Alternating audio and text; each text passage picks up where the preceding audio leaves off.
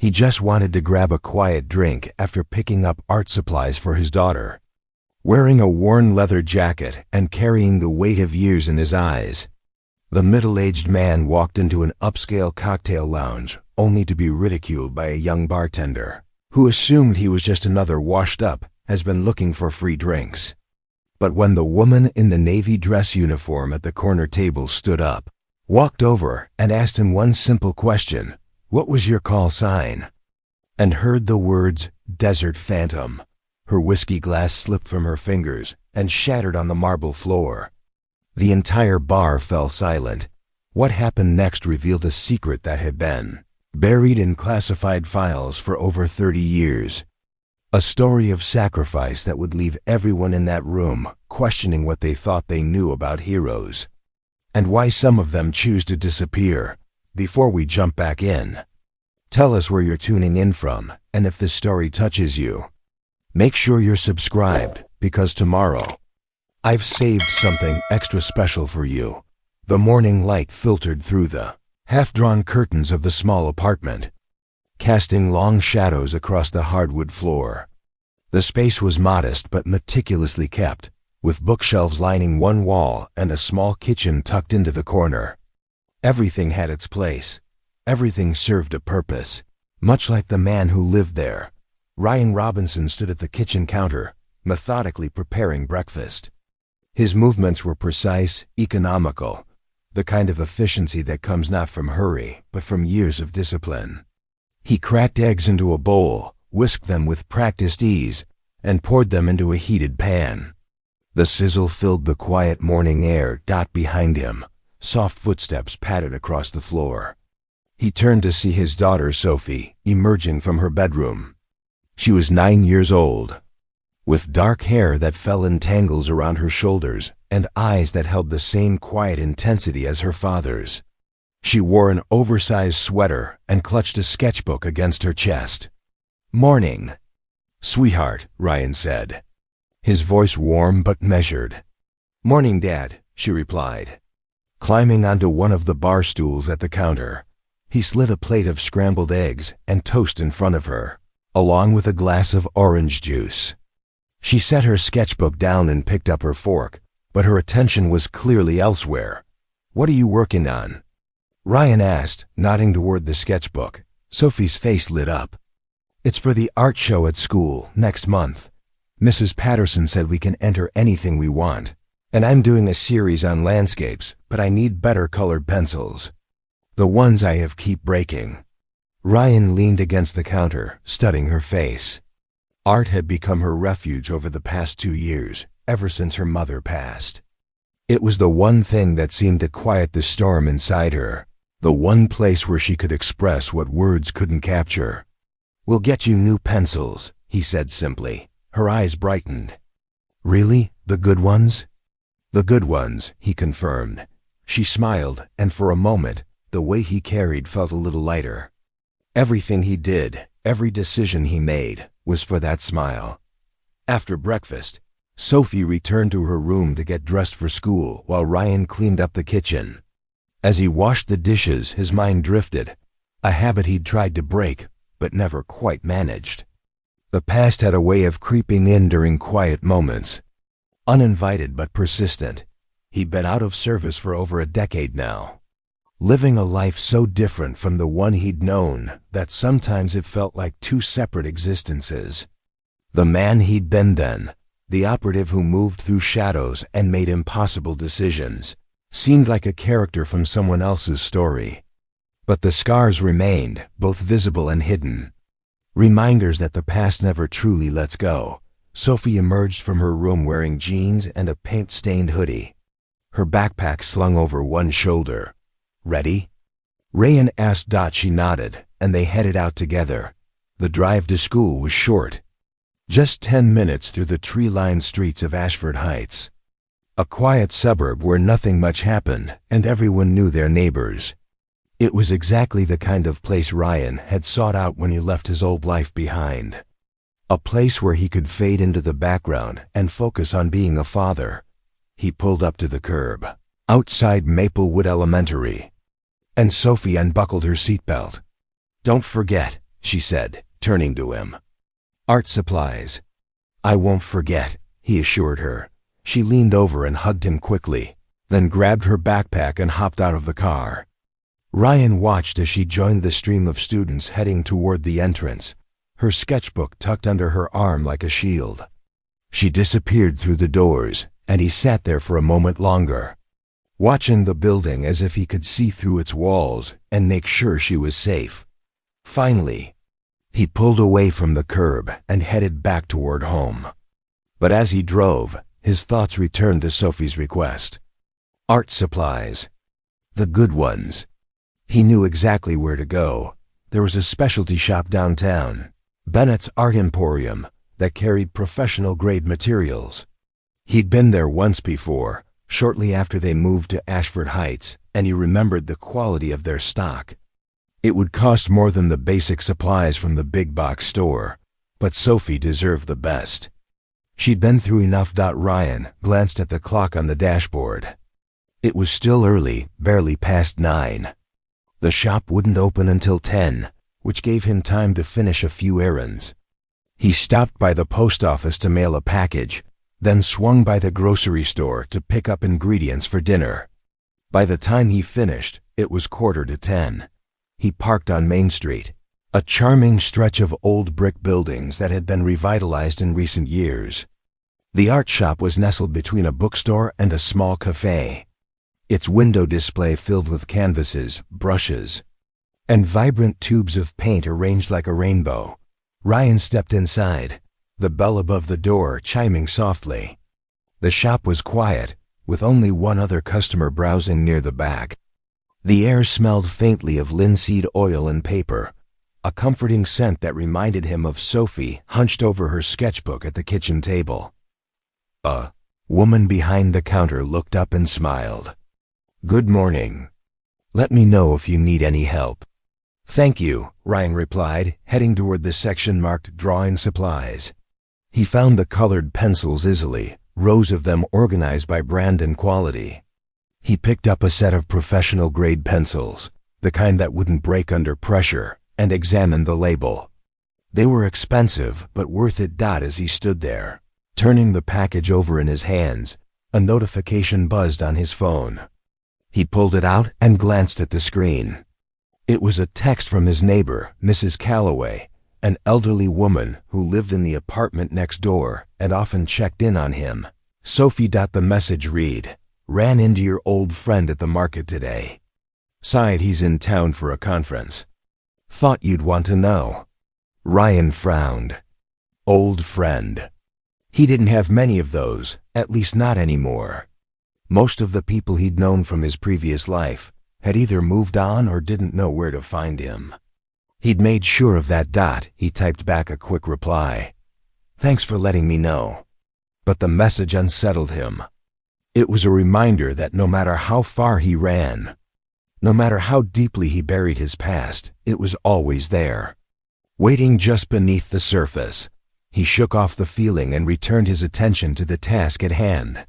He grabbed the colored pencils, along with a new sketchbook and a set of fine-tip pens, then headed to the counter to pay. The woman rang up his purchase, and he handed over his card. As he waited for the transaction to process, his eyes drifted to a flyer taped to the counter. It advertised a local art exhibition at the Ashford Heights Cultural Center, featuring works by regional artists. Sophie would love something like that. "All set," the woman said, handing him the bag.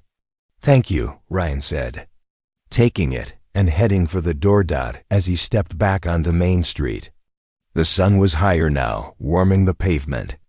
He walked slowly toward his car, the bag swinging gently at his side.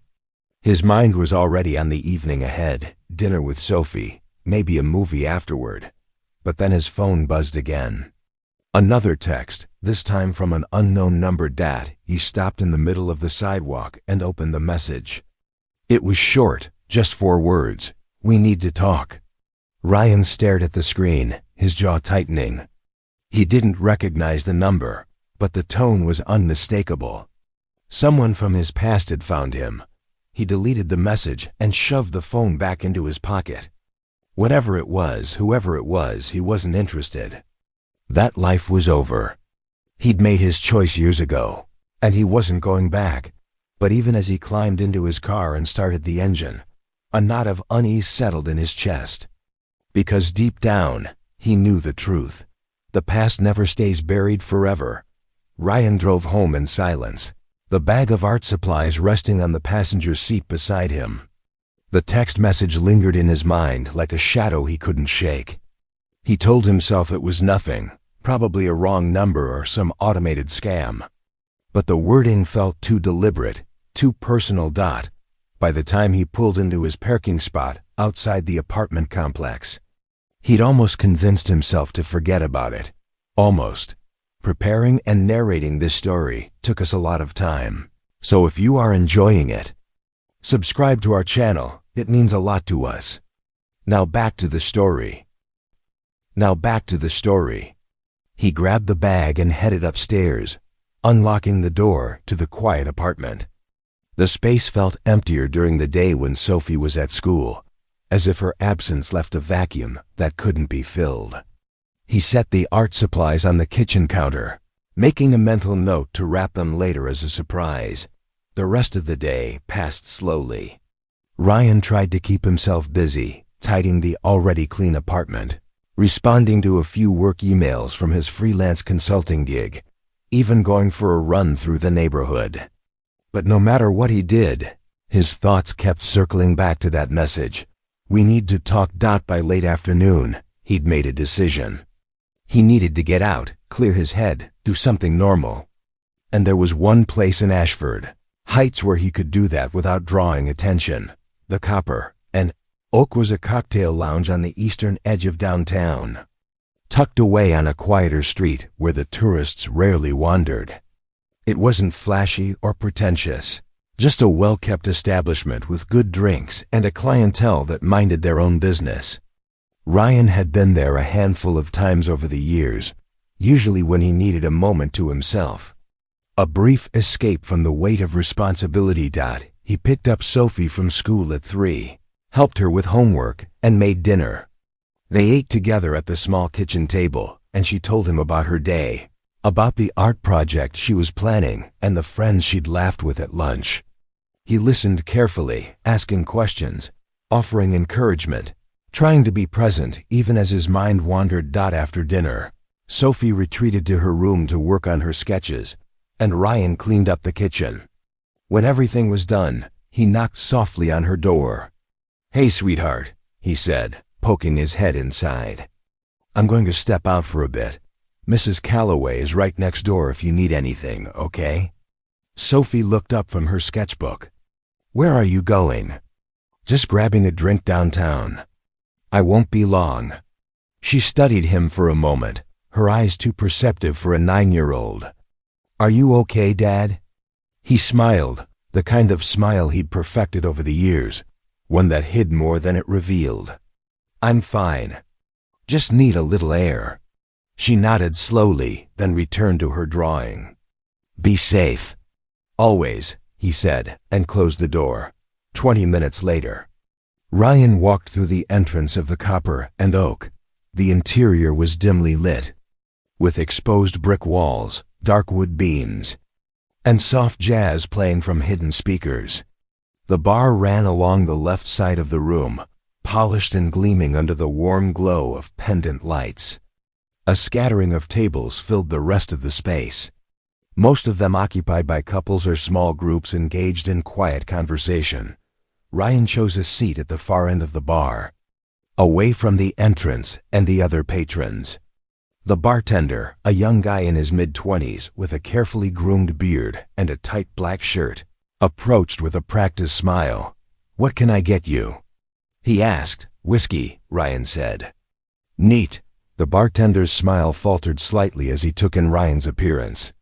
The worn leather jacket, the faded jeans, the boots that had seen better days. His gaze lingered a moment too long, the kind of look that said he was making assumptions.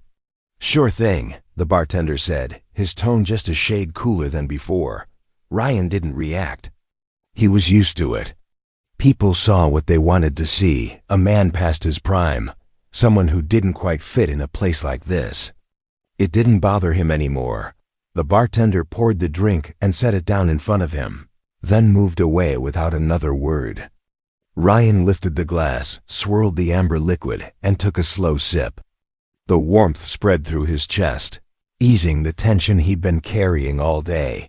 He sat in silence, letting the background noise of the bar wash over him. It was easy to disappear here, to become just another face in the crowd.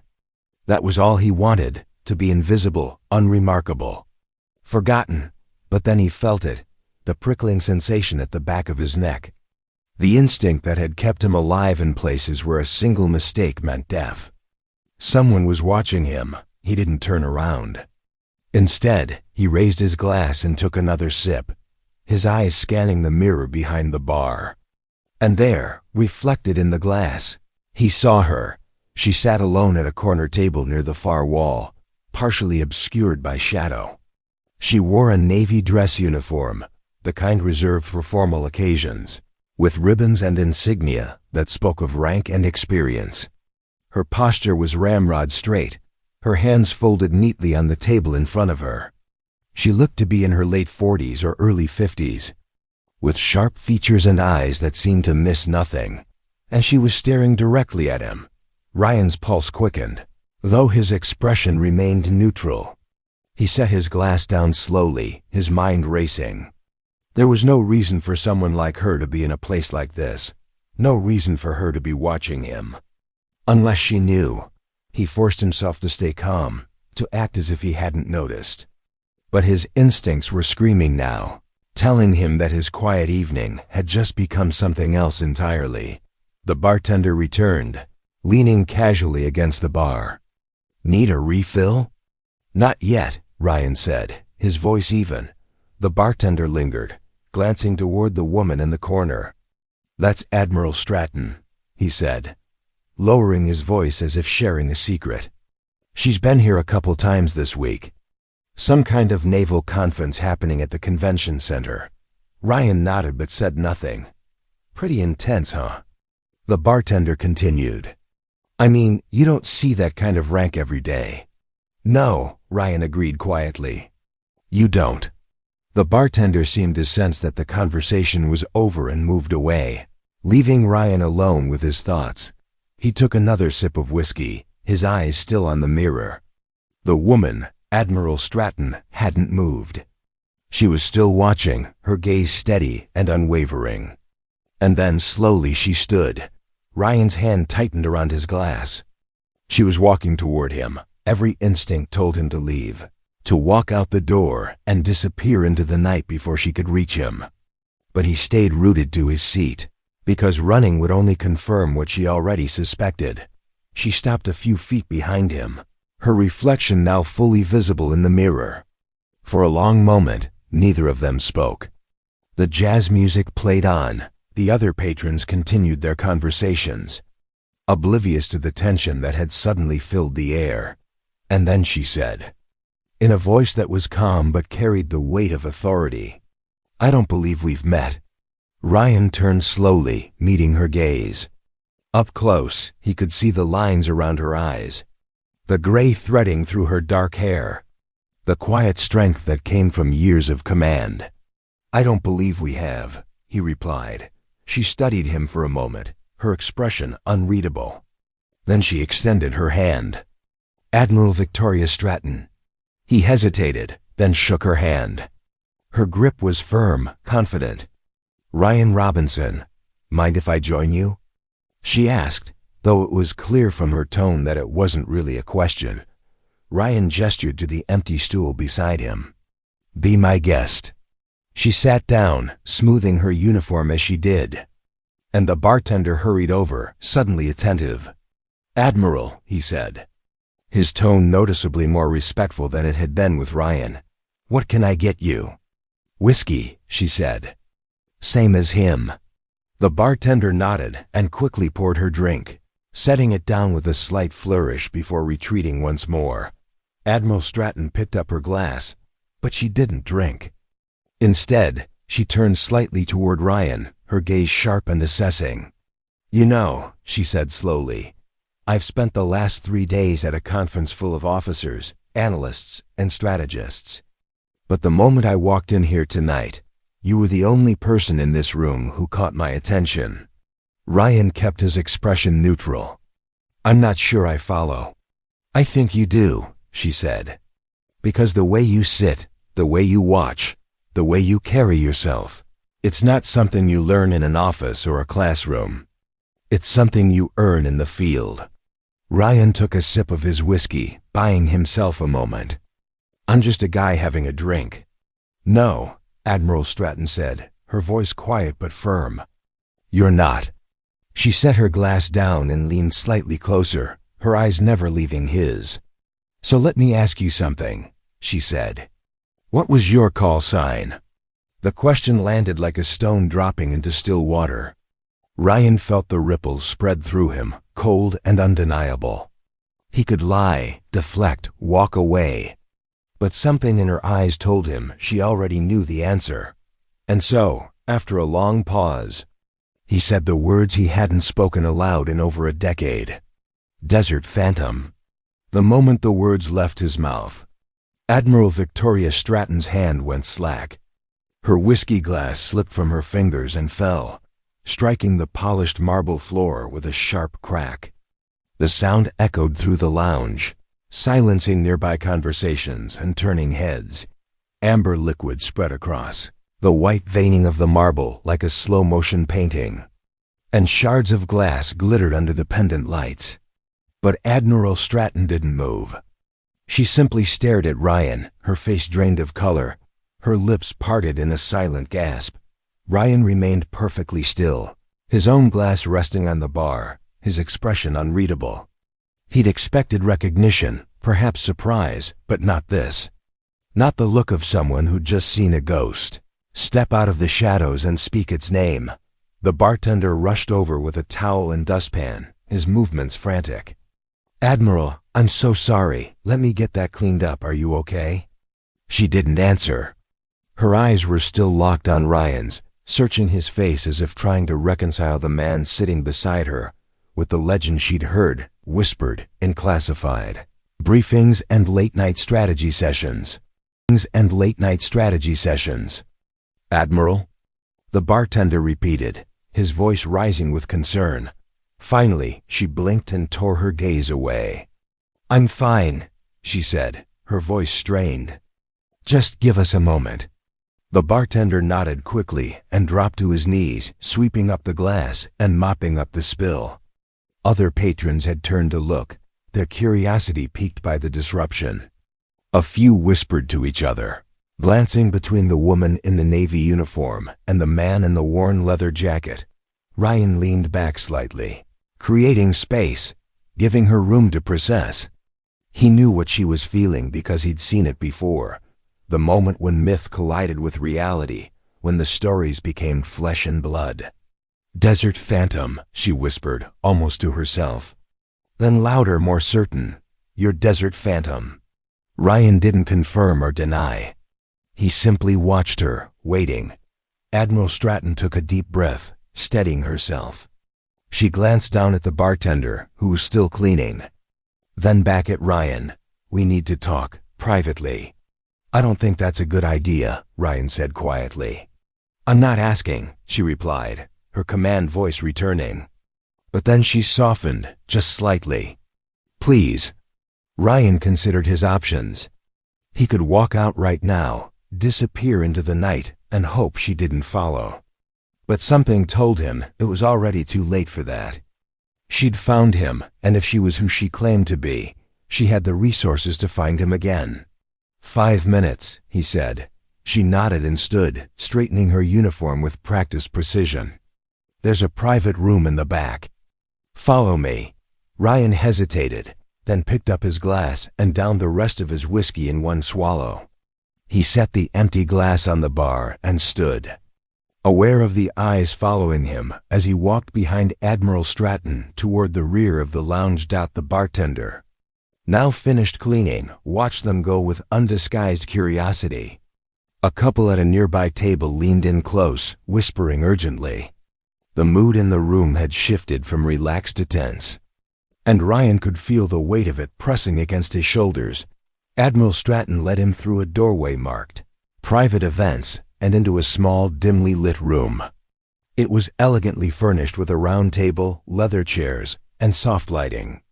The door closed behind them with a quiet click, muffling the sounds of the bar. She turned to face him, her composure fully restored now. "Sit," she said, gesturing to one of the chairs. "I'd rather stand," Ryan replied. She studied him for a moment, then nodded. "Fair enough." For a long moment, neither of them spoke. The silence stretched between them, heavy with unspoken questions and buried history. Finally, Admiral Stratton broke it. "I thought you were dead." "A lot of people did," Ryan said.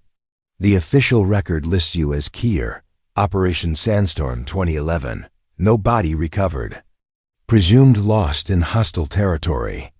"That was the story," Ryan acknowledged, "but it wasn't the truth." "No," she crossed her arms, her gaze sharp. "So what happened? Why did you disappear?" Ryan shook his head. "That's not a conversation I'm interested in having." "Not interested?" Her voice rose slightly, frustration bleeding through. "Do you have any idea what your disappearance did? The questions it raised? The operations that were compromised because we didn't know if you'd been captured or turned?" "I wasn't captured," Ryan said evenly. "And I didn't turn. I just left." "You just left," she repeated, her tone incredulous. "You were one of the most valuable operatives in the field. Your call sign alone carried weight in rooms most people don't even know exist. And you just walked away?" "Yes, why?" Ryan met her gaze, his jaw tightening. "Because I had a daughter who needed a father more than the country needed an operative." The words hung in the air between them, raw and unvarnished. Admiral Stratton's expression shifted, the anger giving way to something else, understanding, perhaps, or sympathy. "I didn't know you had a family," she said quietly. "No one did." That was the point. She nodded slowly, processing. "And now? What are you doing now?" "Living a quiet life," Ryan said. "Being a father. That's all I want. And you think it's that simple? That you can just disappear and the past won't find you? I've managed for over a decade." "Until tonight," she pointed out. Ryan didn't respond. She was right, of course. The moment he'd spoken his call sign, the past had come rushing back, and there was no putting it back in the box. Admiral Stratton moved to the table and sat down, gesturing for him to do the same. This time, he complied, lowering himself into the chair across from her. "Look," she said, her tone softer now. "I'm not here to drag you back into service. I'm not here to interrogate you or threaten you. But I am here because I need to understand." "Understand what?" "How someone like you, someone with your record, your skills, could just vanish. And more importantly, why you'd want to." Ryan leaned back in his chair, his expression guarded. "You wouldn't understand. Try me."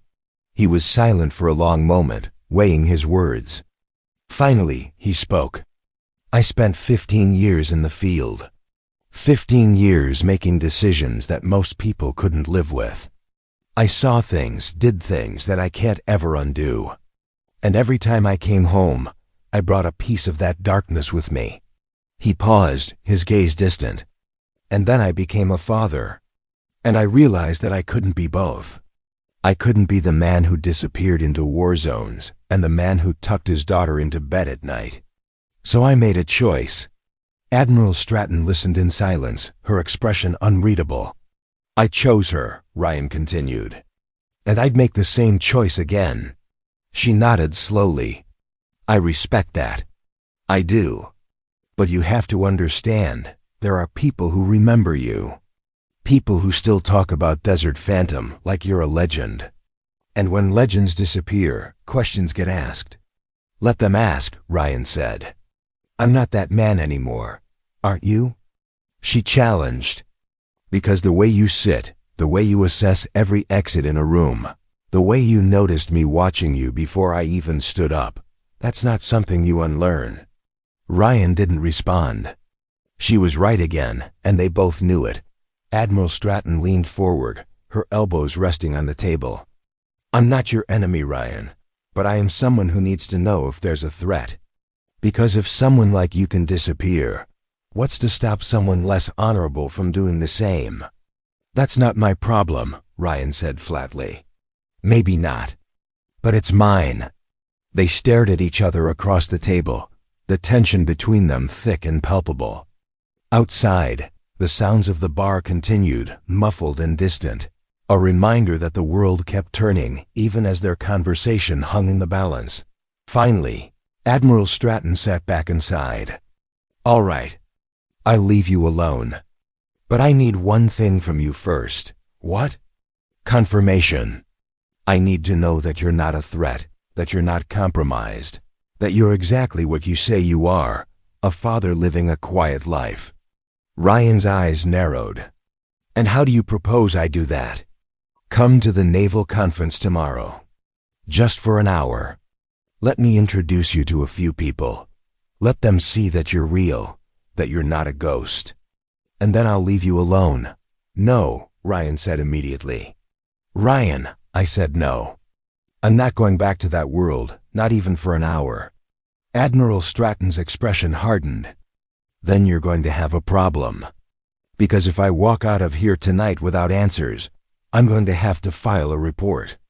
And once that report is filed, people are going to start asking questions. And those questions are going to lead them to you, to your daughter, to the life you've built." Ryan's hands clenched into fists on the table. "Are you threatening me?" "I'm telling you the reality of the situation," she said calmly. "You want to protect your daughter? Then help me close this quietly." For a long moment, Ryan didn't speak. His mind raced, calculating options, weighing risks. He could refuse, could walk out and hope for the best. But he knew how these things worked. Once the bureaucracy started turning, it didn't stop until it got what it wanted. Finally, he exhaled slowly. 1 hour. That's it. Admiral Stratton nodded. 1 hour. Tomorrow at 10. The conference is at the Grandstone Hotel downtown. Ask for me at the front desk." Ryan stood, his chair scraping against the floor.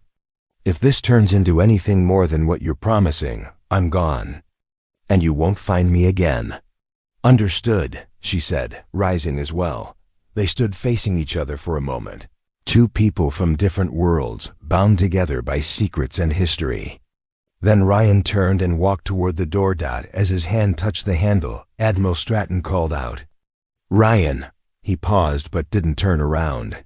"For what it's worth," she said quietly, "I think you made the right choice." Ryan didn't respond. He opened the door and stepped back into the bar, leaving her standing alone in the dim light of the private room. The lounge felt different now, charged with an energy that hadn't been there before. Patrons glanced at him as he passed, their expressions curious, wary. The bartender watched from behind the bar, his eyes narrowed in suspicion. Ryan didn't stop. He walked straight to the exit, pushed through the door, and stepped out into the cool night air.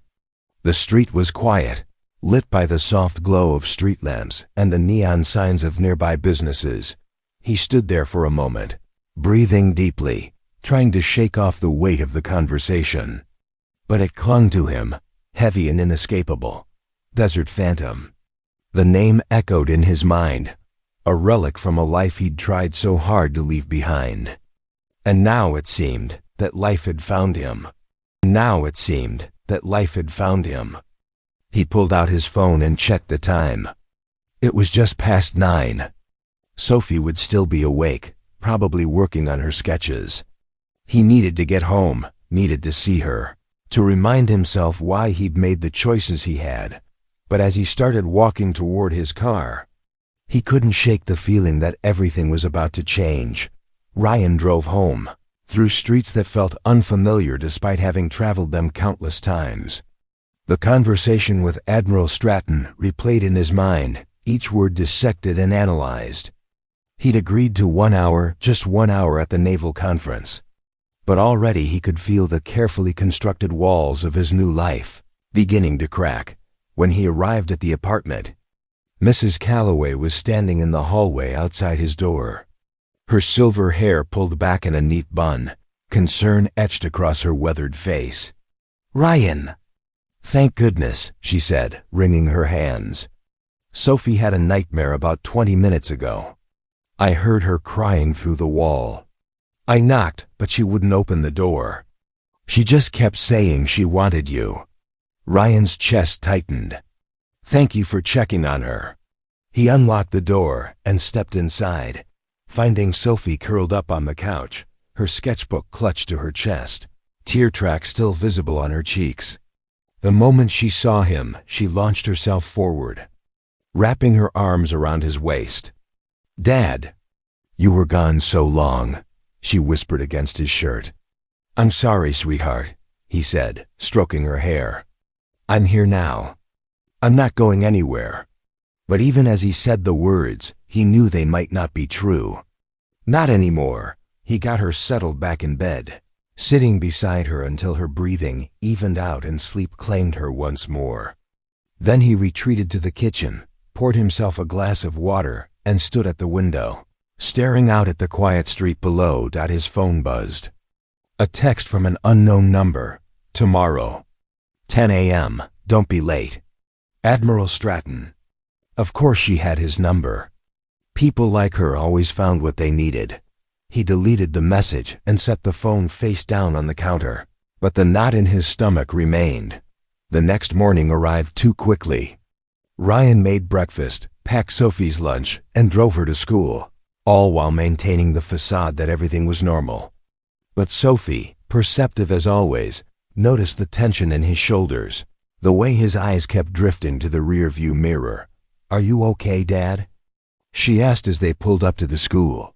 "Just tired," he lied. "Didn't sleep well." She studied him for a moment, then leaned over and kissed his cheek. "Love you. Love you too, sweetheart." He watched her disappear into the building, then sat in the parking lot for 5 full minutes, gripping the steering wheel, trying to convince himself to just drive away, to ignore the Admiral's summons and deal with whatever consequences came, but he couldn't. Not if it meant putting Sophie at risk. At exactly 10 o'clock, Ryan walked through the main entrance of the Grandstone Hotel, a towering glass and steel structure in the heart of downtown Ashford Heights. The lobby was vast and opulent, with marble floors, crystal chandeliers, and clusters of uniformed personnel moving purposefully between conference rooms. He approached the front desk, where a young woman in a crisp blazer greeted him with a professional smile. "Can I help you?" "I'm here to see Admiral Stratton," Ryan said. The woman's smile faltered slightly as she took in his appearance. The same worn leather jacket from the night before, jeans, and boots that had seen better days. Her fingers moved across her keyboard, hesitation clear in her movements. "And your name?" "Ryan Robinson." She typed, waited, then her eyes widened slightly.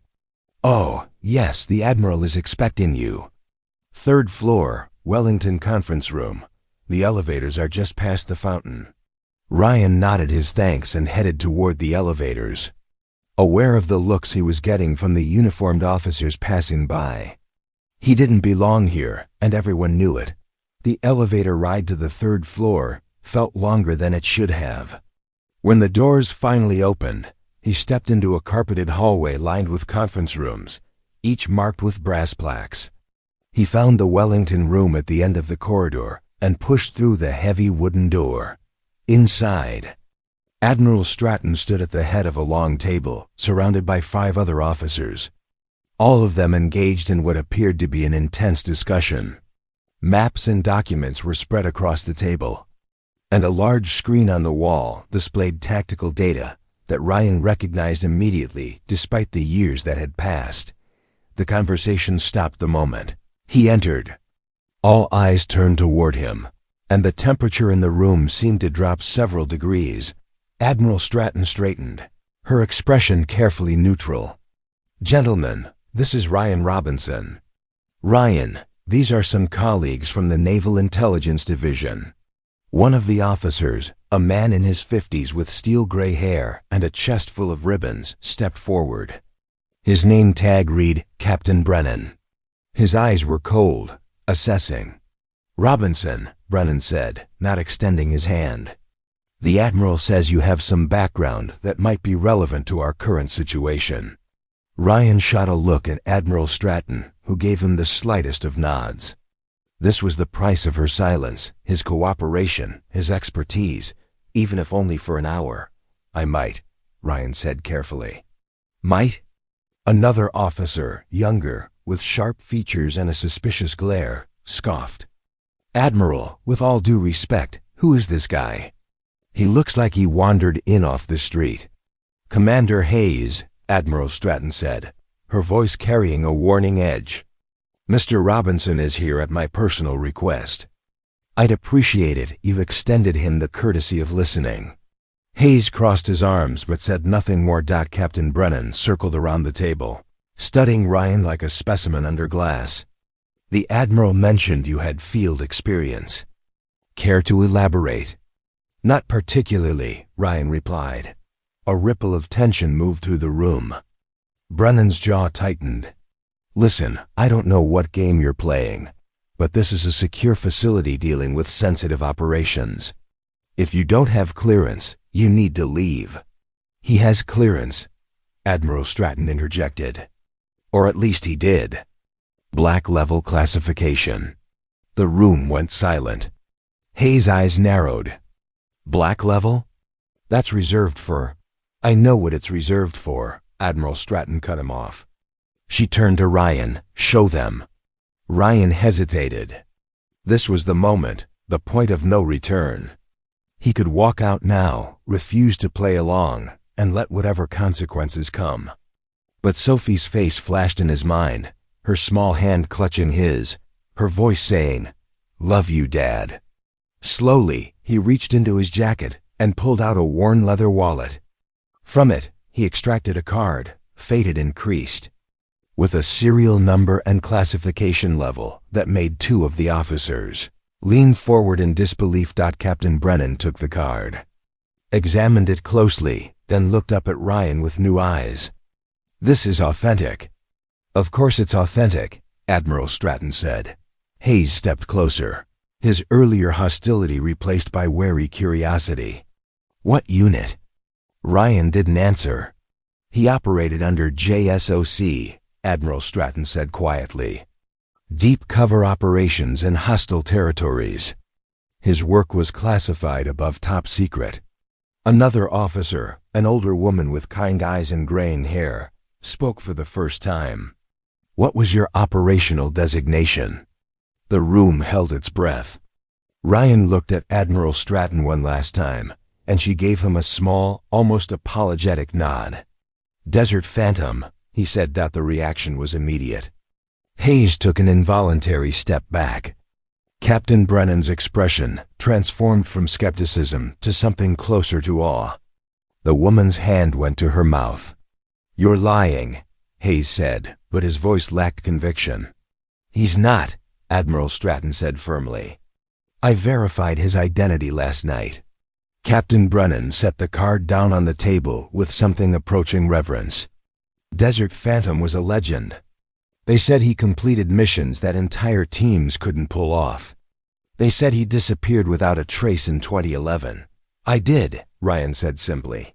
"Why?" the older woman asked, her voice gentle. Ryan met her gaze. "Because I had something more important to do." The room fell silent again, but this time it was different. The hostility had evaporated, replaced by a mixture of respect, curiosity, and something else. Uncertainty about what to do with the ghost standing before them. Commander Hayes cleared his throat. "If you're really Desert Phantom, then maybe you can help us with something." Ryan's expression hardened. "I'm not here to help with operations. I agreed to 1 hour, nothing more. Just look at this." Hayes pressed, gesturing to the screen. We've been tracking the network operating in the region you used to specialize in. Intelligence suggests they're planning something significant, but we can't identify the key players. Not my problem, Ryan said. 20 minutes, Admiral Stratton said quietly. Just look at the data for 20 minutes. If you can't help, you walk away, and I'll make sure this stays buried. Ryan clenched his jaw. 20 minutes. Then he could leave, return to Sophie, and try to salvage what remained of his quiet life. Fine, he said. 20 minutes. Captain Brennan nodded and pulled up a series of photographs on the screen. Surveillance images of individuals in various Middle Eastern locations. Ryan stepped closer, his trained eyes scanning the faces, the backgrounds, the subtle details that others might miss. And then he saw it. A face in the background of one image, partially obscured but unmistakable. His blood ran cold. That man, Ryan said, pointing. Who is he? Pointing. Who is he? Hayes pulled up the file. Unknown. We've been trying to identify him for months. Ryan's mind raced. He knew that face. Knew it from a lifetime ago. From an operation that had gone sideways. From a betrayal that had cost lives. His name is Kazim Nazari, Ryan said, his voice tight. And if he's involved, whatever they're planning is worse than you think. The name hung in the air like a curse. Captain Brennan's fingers flew across his tablet, pulling up databases, cross-referencing intelligence reports. Commander Hayes leaned forward, his earlier skepticism completely gone, replaced by intense focus. Qasim Nazari, Brennan repeated slowly. How do you know him? Ryan's jaw tightened. I ran into him during an operation in 2009. He was working with a splinter cell, providing logistical support for attacks on coalition forces. We tracked him to a compound outside Kandahar, but he slipped away before we could apprehend him. There's no record of that in our files, Hayes said.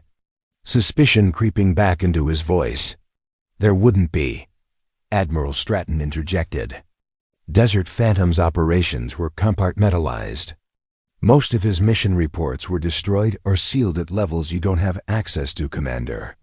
Ryan studied the surveillance photo more closely, noting the timestamp and location data.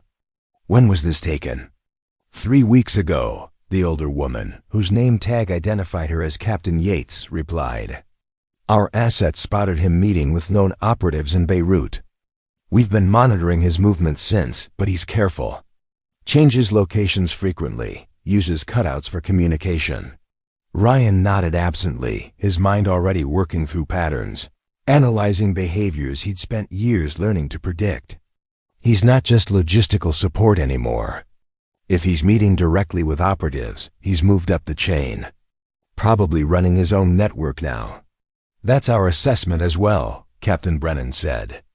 But we don't know what he's planning. The chatter we've intercepted suggests something significant, possibly targeting Western interests, but we can't pin down specifics. Ryan stepped back from the screen, shaking his head. This isn't my problem. I gave you his name. That's more than I agreed to. Wait, Admiral Stratton said, moving to block his path to the door. If what you're saying is true, if Nazari has elevated his position, then you're one of the few people who knows how he operates. Your insight could be invaluable. I'm not doing this, Ryan said firmly. I came here because you asked. I looked at your data. I gave you information. That's where this ends. Commander Hayes slammed his hand on the table. People could die. If Nazari is planning something, and we can't stop it because you're too selfish to help, enough. Commander, Captain Yates said sharply. Her voice was quiet but carried authority that made Hayes immediately step back. She turned to Ryan, her expression understanding but earnest. Mr. Robinson, I have a son your age. He served 2 tours overseas before he came home and started a family. I understand the choice you made. I respect it. She paused, letting her words settle. But I also know that sometimes the past doesn't let us go as easily as we'd like. And sometimes, the best way to protect the life we've built is to deal with the ghosts that threaten it. Ryan met her gaze, seeing genuine empathy there, not manipulation. It was harder to refuse than High's aggression or Brennan's tactical coldness. "My daughter is 9 years old," Ryan said quietly. "She's already lost her mother. I'm all she has. I can't risk that for anything." "Then don't," Captain Yates replied. "We're not asking you to go back into the field. We're not asking you to pick up a weapon or cross borders. We just need your knowledge, your experience reading patterns and predicting behavior. Consultancy work, nothing more." "It's never nothing more," Ryan countered. "It always becomes something more." Admiral Stratton stepped forward, her expression carefully neutral, but her eyes conveying something deeper, perhaps regret for putting him in this position. 24 hours, Ryan. Give us 24 hours of consultation. Review the intelligence, help us understand Nazari's methodology, and then you walk away. I'll personally ensure that your name stays buried, that no one comes looking for you again." "You can't guarantee that," Ryan said. "No," she admitted. "But I can try. And right now, that's the best offer you're going to get." Ryan turned away, running his hand through his hair, the weight of the decision pressing down on him. Every instinct screamed at him to leave, to get as far away from this room and these people as possible. But Captain Yates' words echoed in his mind. Sometimes the best way to protect the life we've built is to deal with the ghosts that threaten it. If he walked away now and something happened, if Nazari's network struck and Ryan could have prevented it, he'd never forgive himself. And worse, if his refusal somehow led back to him, if questions were asked and investigations launched, Sophie would be the one to suffer. He turned back to face them. 24 hours. But I work alone. I'll review your intelligence, compile my analysis, and deliver it to Admiral Stratton. No meetings, no briefings, no committees. Just me and the data.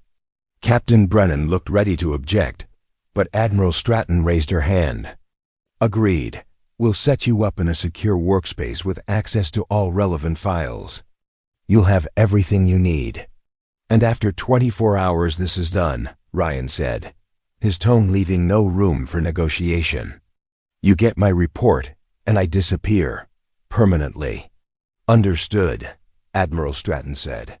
Ryan nodded once, a curt acknowledgement of the terms. Where's the workspace? 2 floors down, Captain Brennan said, already moving to gather files. Isolated office, encrypted terminal, full database access. I'll have everything prepared within the hour. Make it 30 minutes, Ryan said. The clock starts now. As the officers dispersed to make arrangements, Admiral Stratton remained behind, waiting until the room was empty before approaching Ryan. Thank you, she said quietly. Don't thank me yet, Ryan replied. You might not like what I find. Perhaps, but at least we'll know. She paused, studying his face. For what it's worth, I meant what I said last night. You made the right choice, putting your daughter first. That takes more courage than most people understand. Ryan didn't respond. Courage wasn't the word he'd use. Survival, maybe. Self-preservation, but not courage. Courage was what he'd left behind in the desert, along with the man he used to be. I need to make a call, he said, pulling out his phone. Let my neighbor know I'll be late picking up Sophie from school. Admiral Stratton nodded and stepped away, giving him privacy. Ryan dialed Mrs. Calloway, who answered on the second ring. Ryan, dear, is everything all right? I'm fine, Mrs. Calloway. I just got held up with some work. Would you mind picking up Sophie from school and staying with her until I get home? It shouldn't be later than 6. Of course, dear. Don't worry about a thing. Sophie and I will make cookies. Thank you. I owe you one. Nonsense. That's what neighbors are for. Ryan ended the call and slipped the phone back into his pocket. 6 o'clock. That gave him 8 hours to dig through intelligence, analyze patterns. and hopefully find something useful enough to satisfy Admiral Stratton's promise. 8 hours.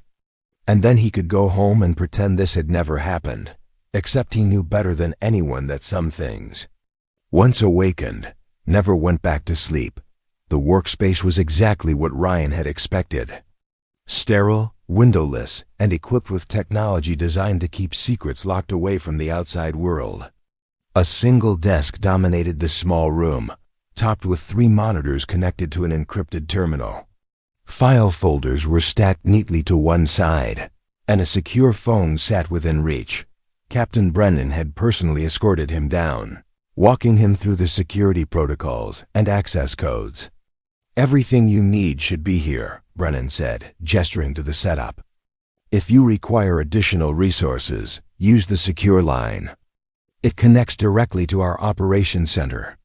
Ryan nodded, already mentally preparing for the hours ahead. "I'll need complete access to surveillance footage from the past 6 months.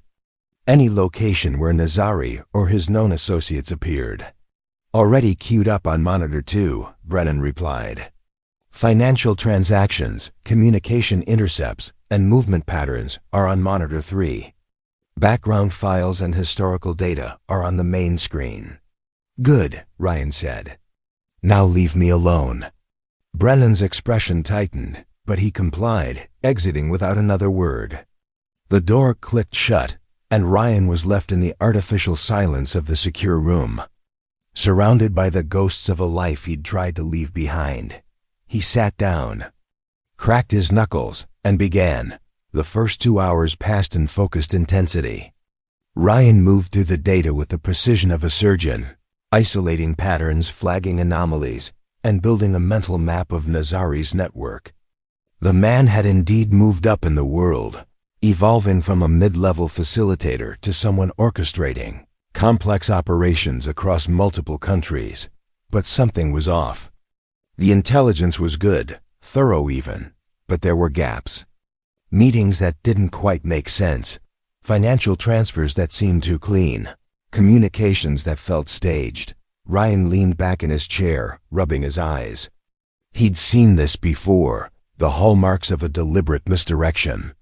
Someone wanted Western intelligence to be looking at Nazari, wanted them focused on his movements and meetings, which meant the real threat was somewhere else. He pulled up the communication intercepts again, this time filtering for metadata rather than content. Timestamps, server locations, encryption types. Patterns emerged that he'd missed on the first pass. A secondary network operating in parallel to Nazari's. Quieter, more careful, but undeniably connected. Ryan's pulse quickened. This was bigger than a single operative planning an attack. This was a coordinated effort, and Nazari was just a visible piece, the distraction. He reached for the secure phone and dialed the operations center. Captain Brennan answered immediately. "What do you need?" "Cross-reference Nazari's known locations with cyber intrusions targeting Western infrastructure over the same period," Ryan said. "Focus on power grids, communication networks, and financial systems." "That's outside the scope of—" "Just do it," Ryan interrupted.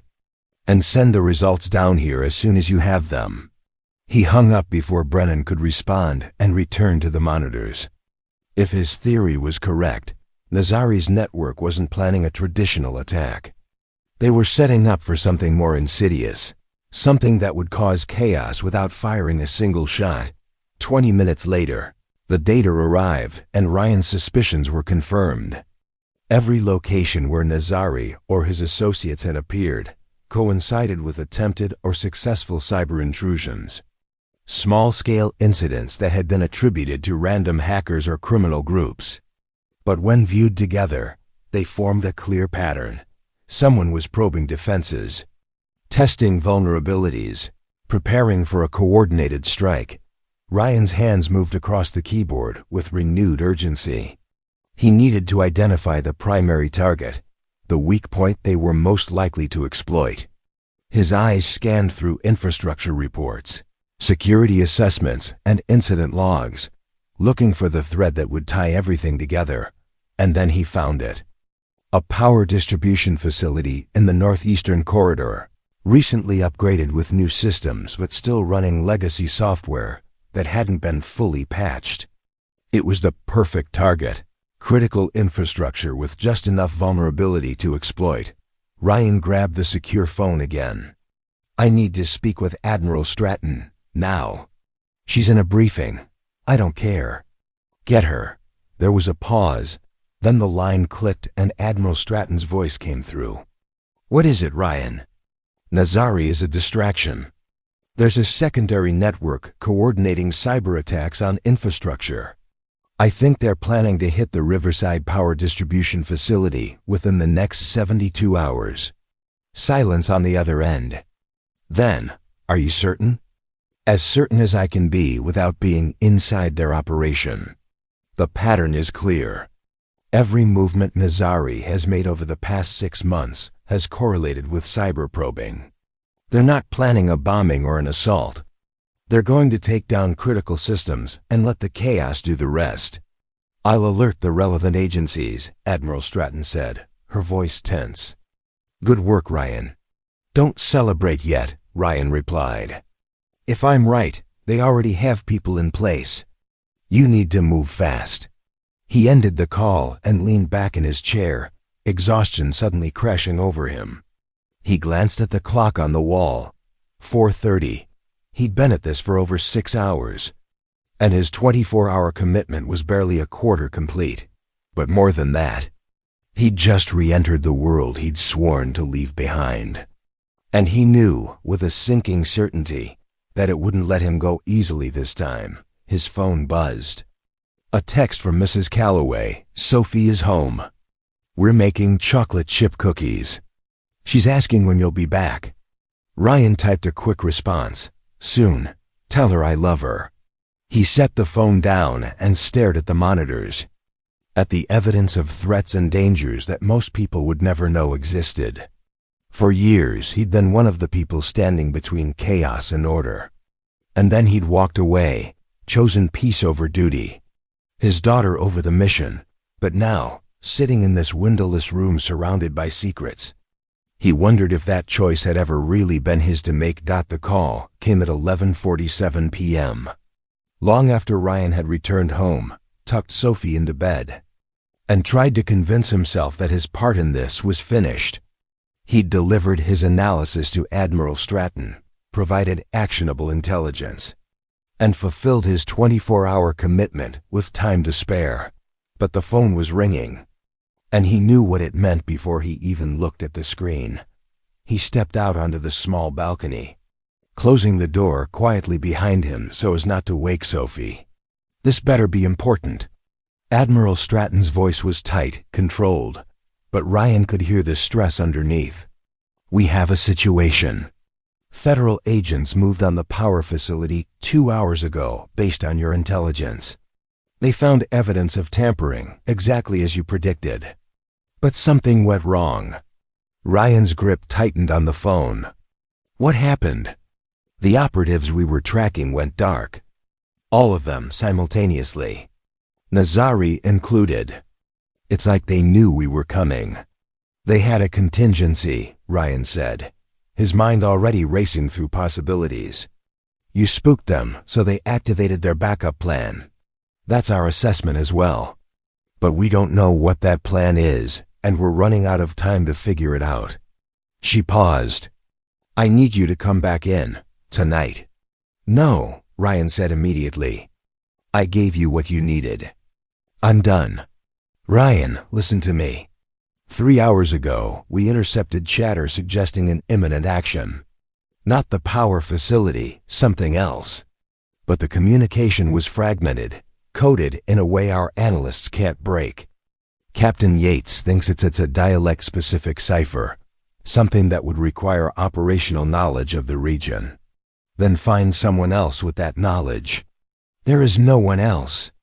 Not with your level of experience, not who we can reach in time." Admiral Stratton's voice softened, becoming almost pleading. "I know what I'm asking. I know you want to protect your daughter, and I respect that. But if we don't stop whatever's coming, A lot of other parents are going to lose their families too. Ryan closed his eyes, leaning against the railing. The night air was cool, carrying the distant sounds of traffic and the rustling of trees. Inside, Sophie slept peacefully, unaware of the choice her father was being forced to make yet again. 2 hours, he said finally. I'll look at the intercepts for 2 hours. That's all. Thank you, Ryan. I'll send a car. No car. I'll drive myself. And Admiral, if this turns into more than 2 hours, if you try to leverage this into something bigger, I disappear. And you'll never find me again, understood? Ryan ended the call and stood in the darkness for a long moment, letting the weight of the decision settle over him. Then he went back inside, checked on Sophie one more time, watching her chest rise and fall in peaceful sleep, and left a note on the kitchen counter in case she woke up. The Grandstone Hotel was quieter at midnight, with only security personnel and a skeleton crew of conference staff visible in the lobby. Ryan took the elevator to the 3rd floor, where Admiral Stratton was waiting outside the same secure workspace he'd occupied earlier. The intercepts are already loaded, she said, falling into step beside him. We've had 3 linguists and 2 cryptographers working on them for the past 4 hours with no success. What makes you think I'll do better? Because you've been in the field. You've heard how these people actually communicate, not just how textbooks say they should. She opened the door to the workspace. Captain Yates is inside. She insisted on being here. Ryan entered to find Captain Yates sitting at the desk, her reading glasses perched on her nose as she studied a printed transcript. She looked up as he approached, offering a tired but genuine smile. Mr. Robinson, thank you for coming back. Let's just get this done, Ryan replied, taking the seat she vacated. He pulled up the audio files on the main monitor and began listening, his eyes closed, focusing not on the words but on the cadence, the rhythm, the subtle inflections that revealed meaning beyond vocabulary. The first intercept was a brief exchange, 2 voices discussing what sounded like mundane logistics. But Ryan caught it immediately, the slight emphasis on certain words, the pauses that were just a fraction too long. It wasn't a cipher in the traditional sense. It was a conversational code where the real message was hidden in the delivery, not the content. He replayed it 3 times, then opened his eyes and began typing notes. They're talking about a timeline. The mention of morning prayers isn't religious. It's a time marker, sunrise. And when he says the Western Gate, he's not talking about a physical location. It's a target category. Government buildings, administrative centers, anything that represents Western authority. Captain Yates leaned forward, her expression intense. Can you narrow it down? We have dozens of potential targets across 3 states. Ryan moved to the second intercept, listening carefully. This one was more fragmented, lower quality audio with background noise that obscured some of the words. But there was something familiar about one of the voices, a particular accent pattern he'd heard before. That's not Nazari, Ryan said, but it's someone from his original cell. The reference to 43 steps is significant. It's not a literal count. In their operational shorthand, 43 refers to highway routes, specifically Interstate 43. Admiral Stratton pulled up a map on the tablet. Interstate 43 runs through Wisconsin. It connects Milwaukee to Green Bay. It connects Milwaukee to Green Bay. Ryan's blood ran cold. Milwaukee. That's a major metropolitan area. If they're targeting infrastructure there during morning rush hour, the casualties could be catastrophic. We need to alert local authorities. Mobilize federal response teams, Captain Yates said, already reaching for her phone. Wait, Ryan said, holding up his hand. He played the 3rd intercept, the shortest one. Just 8 seconds of a single voice saying what sounded like a blessing or farewell. But buried in those 8 seconds was something that made his stomach drop. That's not a blessing. That's a confirmation code. Whatever they're planning, it's already in motion. Admiral Stratton's face went pale. How long do we have? Ryan checked the timestamp on the intercept, calculating based on the timeline references he'd decoded. If I'm right about the morning prayers marker, we have less than 6 hours. Sunrise in Milwaukee is at 6:23 a.m. Whatever's happening will happen then. The room erupted into controlled chaos as Captain Yates began coordinating with federal agencies. Admiral Stratton contacted her superiors, and Ryan sat back in his chair, the weight of what he'd just uncovered pressing down on him like a physical force. He'd been out for over a decade. He'd built a new life, a safe life, for himself and his daughter. But in this moment, sitting in this room decoding threats that could kill hundreds or thousands of people, he realized something he'd been trying to deny since the moment. Admiral Stratton had asked his call sign. Desert Phantom had never really disappeared. He'd just been waiting in the shadows, and now the shadows had called him back. The operations center on the 5th floor of the Grandstone Hotel had transformed into a nerve center of organized urgency. Multiple screens displayed maps, live feeds from Milwaukee, and streaming data from various federal agencies. Personnel moved with purpose, speaking in clipped, efficient tones as they coordinated a response to the threat Ryan had identified. He stood off to the side, arms crossed, watching the organized chaos with a mixture of familiarity and detachment. This had been his world once, the world of 11th-hour intelligence and split-second decisions that meant the difference between success and catastrophe. Admiral Stratton approached, holding a secure phone to her ear, nodding at whatever was being said on the other end. She ended the call and turned to Ryan. FBI and Homeland Security are mobilizing assets in Milwaukee. They're evacuating the federal building and surrounding structures as a precaution. But they're working blind. They need more specific information about the target and the method of attack. Ryan shook his head. I've given you everything the intercepts contained. The rest is operational guesswork. Then guess, Admiral Stratton said bluntly. You know how Nazari's network operates. You've tracked cells like this before. What would they do? Ryan moved to the main display, studying the map of downtown Milwaukee. His finger traced the route of Interstate 43 as it curved through the city.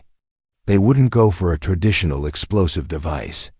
Too much security, too much risk of early detection. They'd want something that looks innocent until it's too late. Vehicle-borne?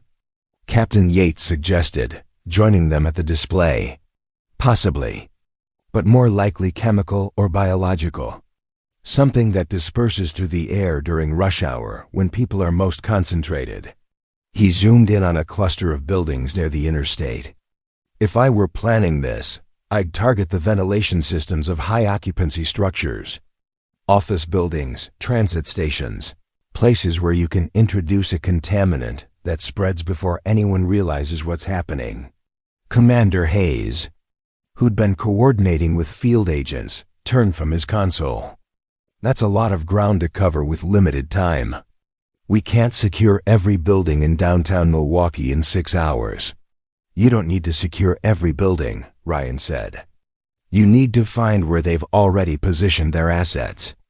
Look for anomalies in the past 72 hours. Service vehicles that shouldn't have been there, maintenance work that wasn't scheduled, security footage that's been tampered with. Captain Yates was already working her tablet, pulling up reports from Milwaukee's municipal systems. There was a reported HVAC malfunction at the Federal Plaza 2 days ago. A private contractor came in to perform emergency repairs. That's it, Ryan said immediately. Pull everything you have on that contractor. Names, credentials, vehicle registration, surveillance footage from the area. The room shifted focus, multiple personnel converging on the new lead. Within minutes, they had images of the maintenance van that had been used, along with identification for 2 workers who'd signed in at the Federal Plaza's security desk. Ryan studied the faces on the screen, and one of them triggered a memory. Not Nazari, but someone he'd seen in intelligence briefs years ago. A junior operative who'd been on the periphery of several operations. That one, he said, pointing. He was part of a cell in Baghdad in 2010, low-level courier at the time, but clearly he's moved up. If he's on site, this isn't a probe or a test run. This is the primary operation. Admiral Stratton grabbed her phone, dialing rapidly. I'm getting this to the field teams now. If we can identify his current location, we can intercept before. Admiral, one of the junior officers interrupted, his voice tight. We just lost communication with our assets in Milwaukee. All channels are down. The room went silent. Admiral Stratton's face hardened. What do you mean all channels?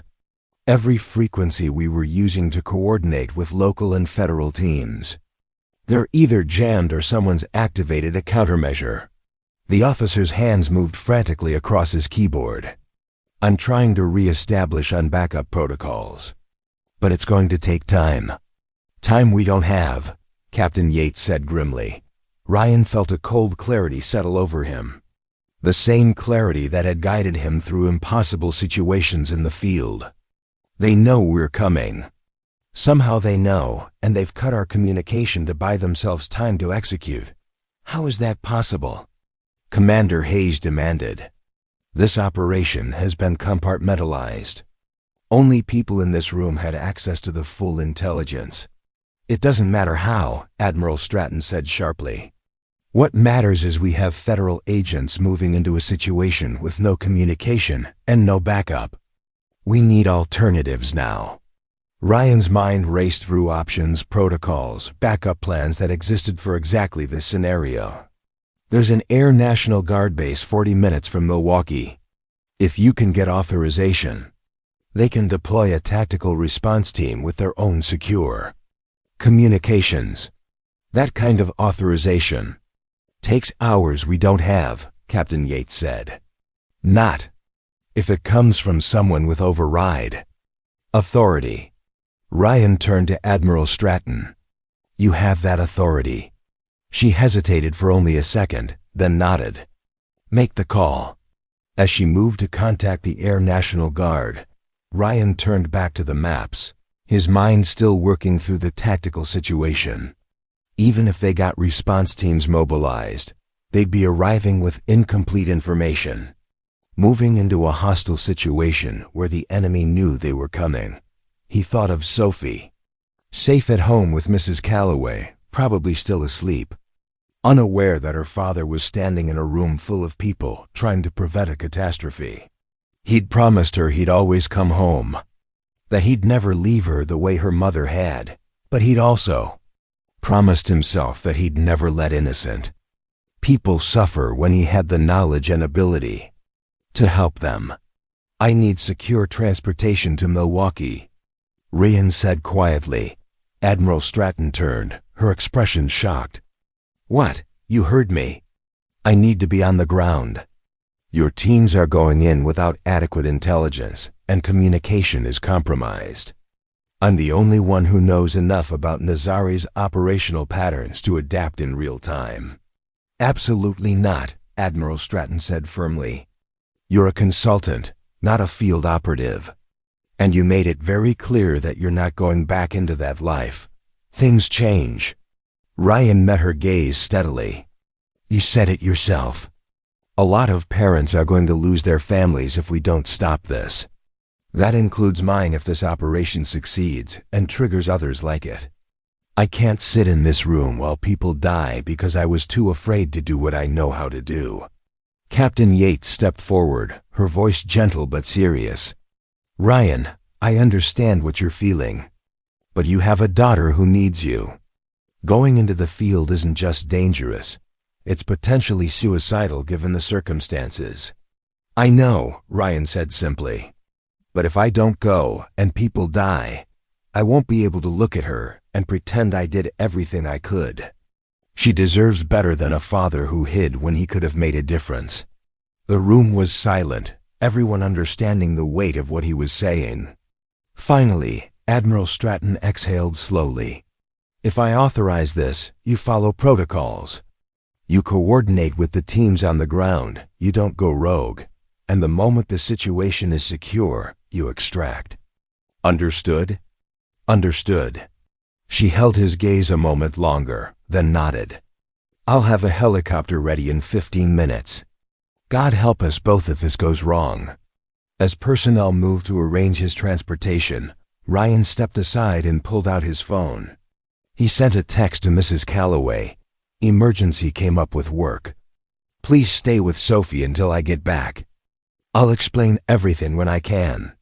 Then he typed a second message, this one to Sophie, scheduling it to send at 7 a.m. Good morning, sweetheart. I love you more than anything in the world. Never forget that, Dad. Never forget that, Dad. He hesitated over the send button, knowing what it might mean if she received that message and he didn't come home. Then he hit send and put the phone away. Desert Phantom was going back into the shadows. And this time, he wasn't sure he'd make it out. The helicopter touched down on a secured landing zone 3 blocks from the Federal Plaza. In Milwaukee at 5:47 a.m., the city was just beginning to wake. Early morning light painting the sky in shades of gray and gold. Ryan jumped out before the skids fully settled, ducking under the rotors as he moved toward the cluster of vehicles where federal agents had established a command post. A woman in tactical gear approached, FBI credentials visible on her vest. You're the consultant from Naval Intelligence? Ryan Robinson. What's your situation? Special Agent Reeves. We've evacuated the Federal Plaza and surrounding buildings within a 2-block radius, but we're still blind on the actual threat location. Our communications are being jammed, and we haven't been able to locate the suspects identified in your intelligence. Ryan scanned the area, his trained eyes taking in sight lines, potential entry and exit points, the flow of early morning traffic that was already starting to build. The HVAC contractors who came in 2 days ago, did they access only the Federal Plaza or multiple buildings? Agent Reeves consulted her tablet. According to the records we pulled, they had work orders for 3 buildings. The Federal Plaza, the Transit Authority headquarters next door, and the Millbrook office complex across the street. Show me the security footage from all 3 locations. They moved to a mobile command unit where multiple screens displayed footage from various angles. Ryan watched the contractors' movements carefully, noting how they carried their equipment, where they spent the most time, how they interacted with building security. There, he said, pointing to footage from the Millbrook complex. See how he positions himself to block the security camera's view of what his partner is doing. They're not doing HVAC work. They're installing something in the ventilation access panel. That's our target, Agent Reeves said, already relaying coordinates to her tactical teams. But we still don't have eyes on current hostile activity. Ryan checked his watch. 6:03 a.m., 20 minutes until sunrise. If his timeline analysis was correct, the attack would coincide with the morning rush, when the building's ventilation systems would be running at full capacity to accommodate arriving workers. They'll have a triggerman in position somewhere with line of sight to the building, Ryan said. Somewhere he can verify that people are entering before he activates the dispersal mechanism. Look for vehicles that have been parked in the same location since yesterday. Service vehicles that don't match the neighborhood. Anywhere someone could maintain surveillance without drawing attention. 2 junior agents began scanning traffic camera feeds and police reports. After 3 minutes of tense searching, one of them called out, "Got something." Utility van parked on the corner of Wells and Jackson since yesterday afternoon. Traffic enforcement tagged it but didn't tow because it had what looked like legitimate work permits in the window. Ryan moved to look at the footage. The van's angle gave a perfect view of the Millbrook complex entrance. That's him. Move teams to intercept, but do it quietly. If he realizes we're coming, he'll trigger early and we lose any chance of containment.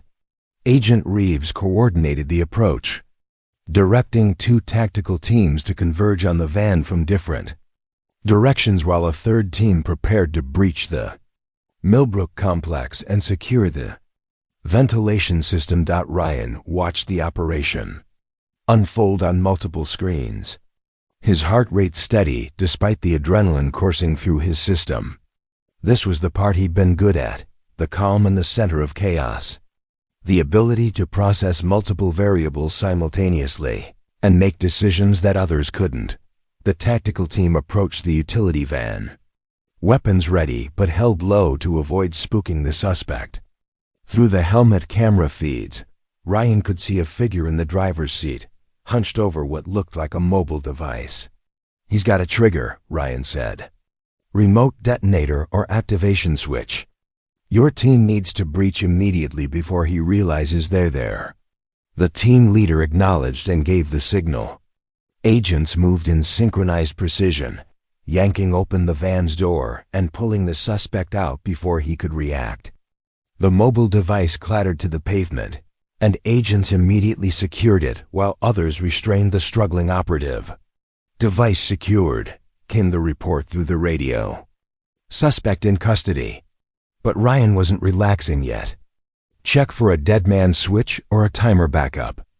Nazari's cells always have redundancies." The bomb technician examining the device confirmed a moment later. "Timer backup identified.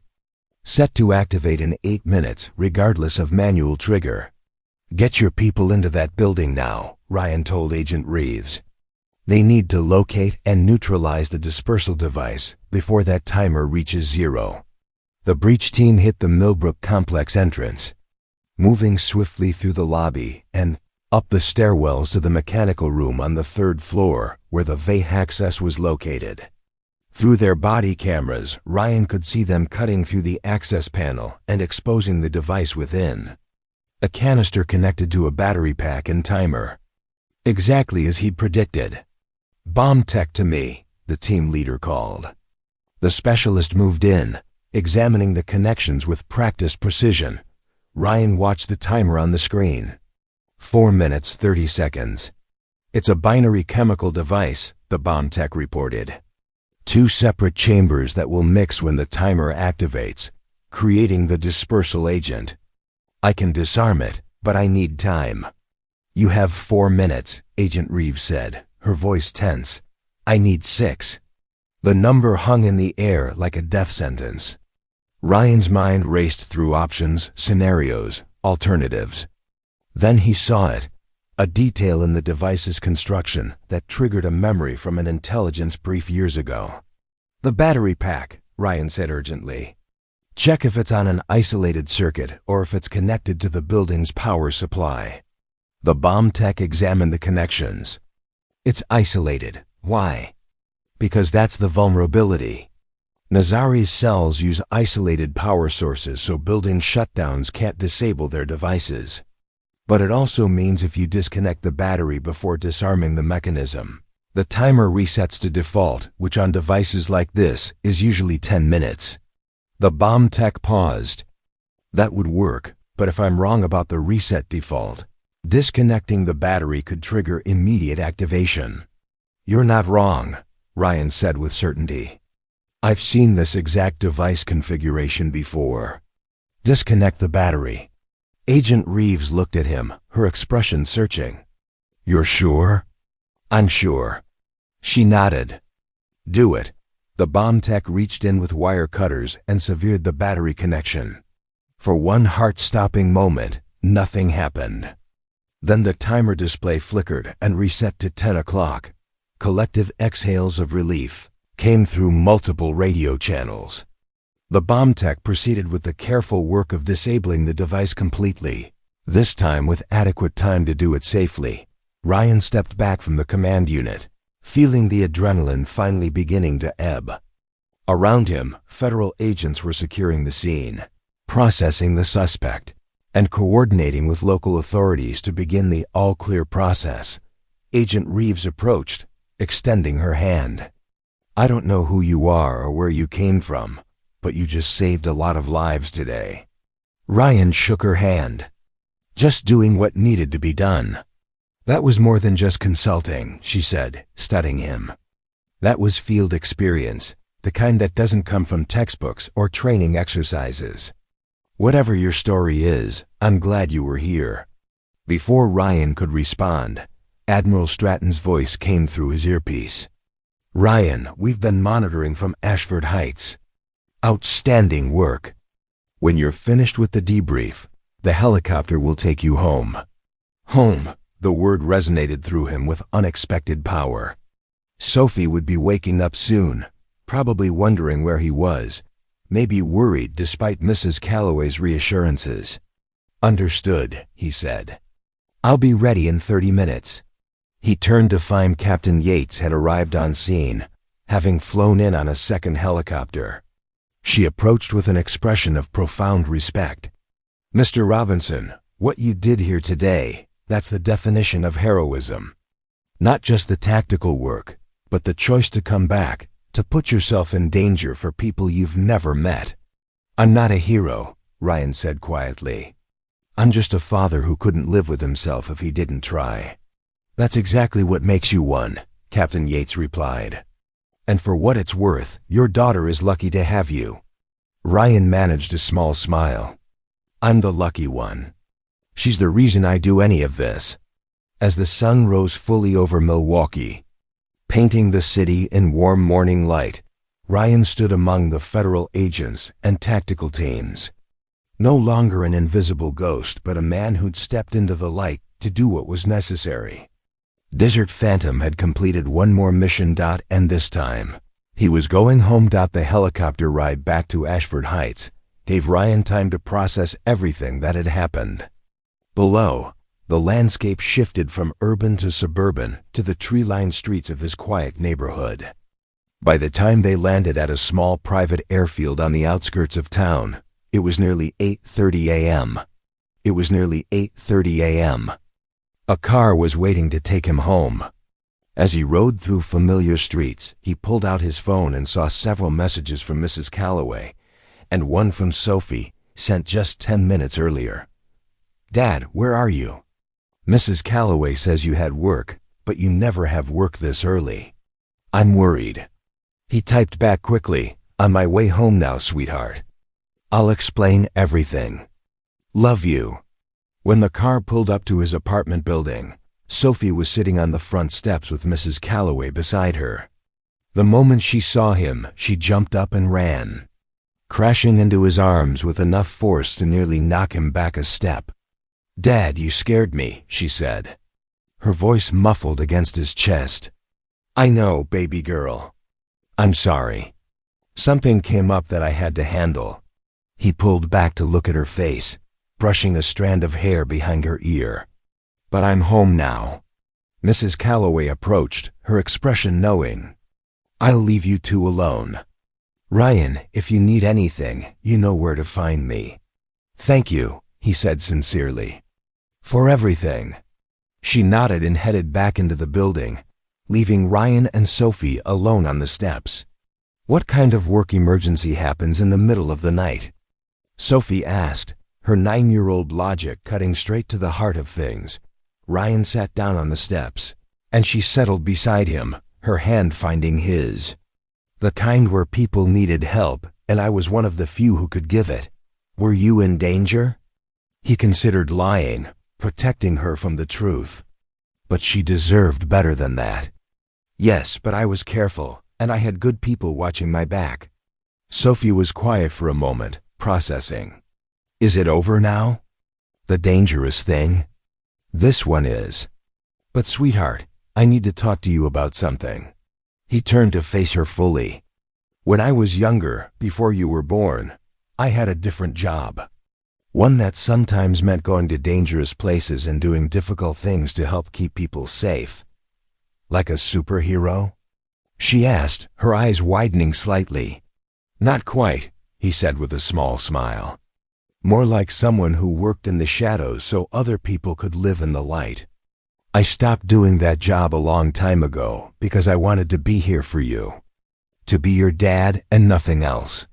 But last night you had to go back, Sophie said. understanding dawning in her expression. Just for a little while. To help stop something bad from happening to a lot of people. He squeezed her hand gently. And now I'm home, and I'm not going anywhere. Sophie leaned against his shoulder. Mom used to tell me you were special. That you'd done important things. I never really understood what she meant. Ryan felt his throat tighten at the mention of his late wife.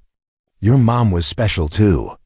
And the most important thing I've ever done is being your dad. They sat in comfortable silence for a moment, watching the morning sun climb higher in the sky. Then Sophie asked, Did you save people? Last night? Yes, good, she said simply. That's what heroes do. Later that afternoon, after Sophie had gone to a friend's house for a playdate, Ryan received a call from Admiral Stratton. How are you holding up? She asked, tired, but alive. Thanks to you, so are a lot of other people. The final count shows we prevented a chemical attack that would have affected over 300 people in the immediate area, with potential casualties in the dozens. She paused. The FBI is processing the suspects we captured, and preliminary interrogations are providing intelligence that should help us dismantle the rest of Nazari's network. Good, Ryan said. Then my part is done. About that, Admiral Stratton began. There's been some discussion at higher levels about bringing you in as a permanent consultant. Not field work, just analysis and strategic planning. Your knowledge and experience are invaluable. No, Ryan said firmly but without anger. I appreciate the offer, but I meant what I said. I'm done with that life. I did what I could to help, but my place is here with my daughter. I understand, Admiral Stratton replied, and she sounded like she genuinely did. But the offer stands if you ever change your mind. And Ryan, for what it's worth, I think you've found the balance. Being a father doesn't mean you stop being who you were. It just means you choose what matters most. After they hung up, Ryan stood at his window, looking out at the quiet street, the ordinary suburban scene that had become his world. No more classified missions, no more call signs or code names.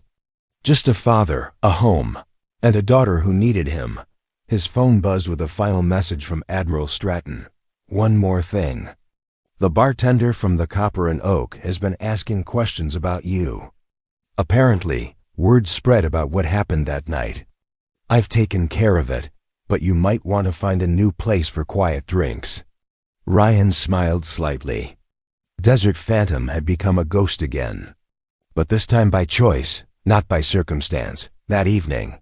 He and Sophie made dinner together, her artwork covering the refrigerator, her laughter filling the small apartment. As they sat down to eat, she looked at him seriously. Dad, can I ask you something? Anything, sweetheart. If something like last night happens again, if people need help and you're the only one who can give it, what would you do?